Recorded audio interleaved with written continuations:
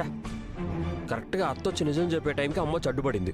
అవునండి, పిన్నికి ఖచ్చితంగా నిజం తెలిసే ఉంటుంది. 2-3 సార్లు నిజం చెప్పబోయి ఆగిపోయారు కూడా. అవును, మనోజ్ గారు అమ్మ కలిసి ఏదో చేస్తున్నారు. మన పాలిట వాళ్ళిద్దరూ దొంగల మూట అలా తయారయ్యారు. చెప్పరా రాజేష్. రే బాలు, మన టాక్సీ స్టాండ్ పక్కన సేల్ పెట్టారా? అక్కడ ఇంట్లో వాడే వస్తువులన్నీ ఉన్నాయి, చాలా తక్కువ రేటుకే అమ్ముతున్నారు. మీ అన్నయ్య పెద్ద డిస్కౌంట్ కూడా ఇవ్వట్లేదు. నేను ఎలాగో బీర్బా కొనాలనుకుంటున్నా కదా, ఇక్కడే కొంటారా? సరే కొనేసి. కొనేసే కాదు, నువ్వు వచ్చి మంచిదేదో చూపిస్తే కొంటాను. లేదురా, నేను వేరే పనిలో ఉన్నా. రే, నీ సెలక్షన్ బాగుంటుంది కదరా, వీలుంటే రారా. రే కుదరదురా, ఏమనుకోకు. నువ్వే ఏదో ఒక మంచి బీరువా తీసుకో.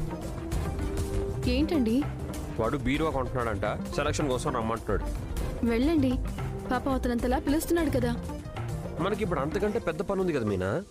తను మనకి చాలాసార్లు సహాయపడ్డాడు, పర్లేదు వెళ్ళండి. కానీ ముందు మనం ఈ నిజం కనిపెట్టాలి మీనా. నిజం ఎప్పటికైనా బయటపడుతుందండి. తప్పు చేసిన వాళ్ళు తప్పకుండా దొరుకుతారు. ఓహో, మా మావయ్యకి చాలా తెలివితేటలు ఉన్నాయనుకుంటా. ఆ తెలివితేటలు నీకు వచ్చినట్టున్నాయి. నిజమే కదండి, అబద్ధం చెప్పి ఎవరైనా ఎంతకాలం తప్పించుకోగలుగుతారు? దేవుడు ప్రతిదానికి ఒక లెక్క రాసి పెట్టుంటాడు. పర్లేదు, గంట అరగంటేగా, వెళ్ళిరండి. సరే, నువ్వెలా వెళ్తావు? మన ఇల్లు దగ్గరే కదా, నడుచుకుంటూ వెళ్ళిపోతానులేండి. సరే. ఇంత తక్కువ రేట్లు నేను ఏ షాప్ లోను చూడలేదురా. డబ్బులుంటే ఇంకా చాలా బుక్ చేసుకునేవాడిని. మహానుభావులు మనలాంటి వాళ్ళ కోసమే ఇలాంటి ఆఫర్లు పెట్టినట్టున్నారు. పద పద. మీరు రాజేష్ కలిసి బీర్వా కొనడానికి వెళ్ళారు కదా? అందుకు వెళ్తేనే మన నగల గురించి బయటపడింది.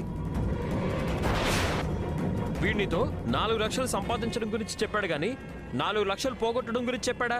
లేదు కదా. ఇది ఆ సినిమా అన్నమాట. 3 లక్షలు డీలర్కి ఇచ్చి 1 లక్ష రూపాయలు లాభం వచ్చిందని ఇంట్లో చెప్పాను.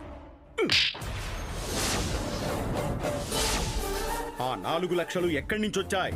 మీనా బంగారం తీసుకెళ్ళి అమ్మితే వచ్చాయా? నిజంగా ఆ బంగారం తీసుకెళ్ళావా?